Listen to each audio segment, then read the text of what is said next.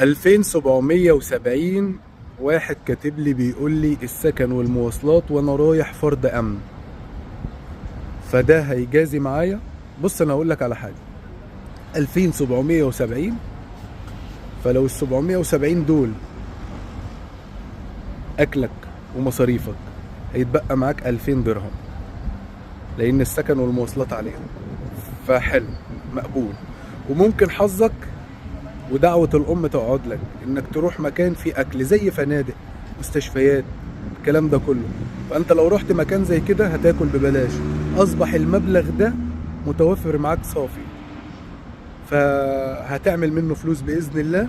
بس امسك على نفسك وابعد عن الجنسية السهلة يا صاحبي، ابعد عن الجنسية السهلة يا صاحبي. وأول شهر هتوصل فيه تخلص فيه أوراقك وهتقعد في السكن على ما يشوفوا لك موقع وتخلص الدورة التدريبية بتاعتك. فده ما تقلقش خالص، سبحتك مصحفك في ايدك، المصلية جنبيك على طول. في نفس الوقت اخرج واعرف البلد علشان تعرف تتعامل.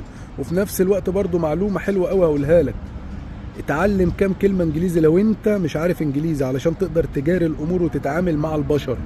ده نصيحة انا بقولها لك.